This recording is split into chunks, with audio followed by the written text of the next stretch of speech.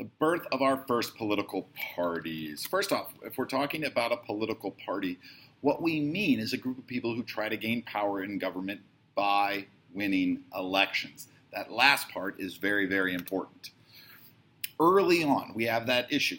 Should power be at the national government or should power be at the state government? And we have two groups arguing those points. We have the Federalists and we have the Anti-Federalists. But those are still just groups. They're not running people for office. It's not until Hamilton's economic plan, with issues like credit, do we pay back the original investors and not the speculators? And the bank, does the national government have the authority to create something like that? Do implied powers actually exist? And the issue around the tariff. Should we help industry at the expense of farmers in the South and the West? You have the Hamiltonians, who will become the Federalists, and you have the Jeffersonians disagreeing with Hamilton's plan. Hamilton uses his Treasury connections to really build a coalition.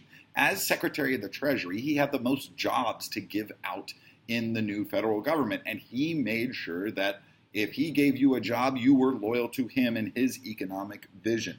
So he builds this coalition of supporters, which he calls Federalists after the new federal government. Thomas Jefferson and James Madison work to build support against Hamilton. They call themselves Democratic Republicans. Not because it has anything to do with our parties today, because both of those words sounded really good to colonists at the time. Well, former colonists. The first issue that divides the parties is the French Revolution. One party, the Federalists, sees the French Revolution as mob rule. The Federalists think the French Revolution and the Reign of Terror and all those beheadings is what happens when you give too much power to the people. The other side, the Democratic Republicans, remember Jefferson is a big Francophile, he loves the French. The Democratic Republicans see the French Revolution as embodying the same ideals as the American Revolution, standing up for the rights of individuals, standing up for equality, standing up for freedom, standing up for democracy. And as a result, when France declares war on England in 1793, and as they often do, the European powers begin harassing American ships, mainly the powerful British Navy, impressing American sailors, seizing American ships, especially those bound for French ports. This issue divides the country. There are some people who say that we should honor the Franco-American Treaty of 1778. Can we afford a war right now, though, is what the other side is saying. The Federalists say, listen, don't mess with Britain. Let's stay out of this war. If anything, we want to be on Britain's side.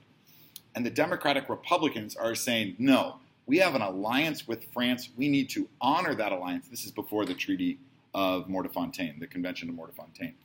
They're saying, honor that treaty, support the French. They support the same ideals as us. The British continue to occupy forts in the Midwest. Now, the Treaty of Paris in 1783 that ended the American Revolution said that the British would vacate those treaties and that the British would pay for U.S. ships that had been seized and that they would do something to rectify the unbalanced trade situation between Britain and the Americas. However, Britain says, nope, we're not going to do that. And John Jay is sent to negotiate a treaty. George Washington sends Chief Justice John Jay to negotiate a treaty with Britain. And Britain says, well, we're still going to do all those things. Britain says we're going to continue to search and seize American ships. We're going to continue to impress American sailors. We're not going to compensate you for the ships and the slaves that we seized during the American Revolution.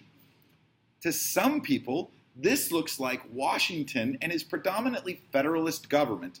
Washington was unofficially a Federalist. He wasn't in either party, but most of his policies reflect the Federalists. This looks like a sellout to appease the British. The Federalists are okay with that. The Democratic Republicans say this is disloyal to the nation. We should be supporting France.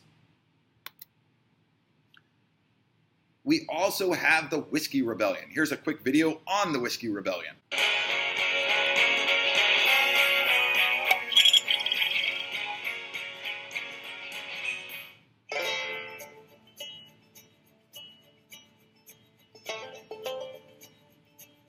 there was an enormous tax burden on the 13 states for having fought in the Revolutionary War against Great Britain.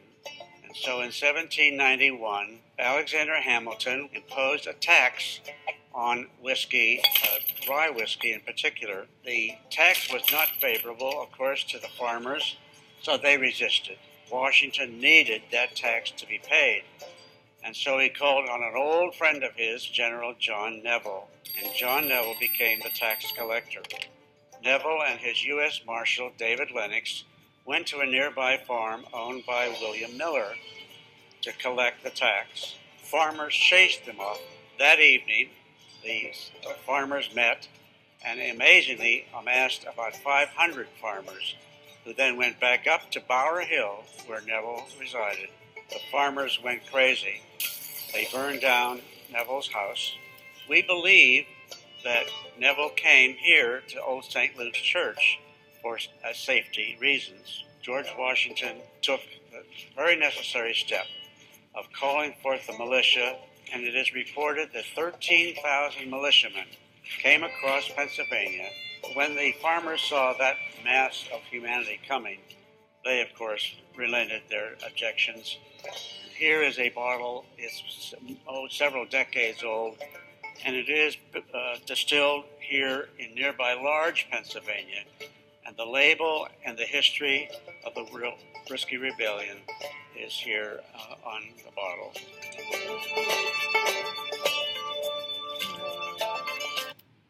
So, the Whiskey Rebellion also divides the political parties.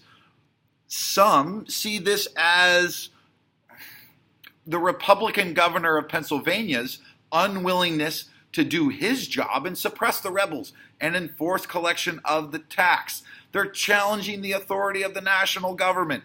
The Federalists say this is the fault of the Democratic Republicans. This was a rebellion that Republican agents have built up. The Democratic Republicans, Madison and Jefferson and their supporters, argue that this was a mild uprising, not a big deal, and the Federalists are just using this as an excuse to build up an army.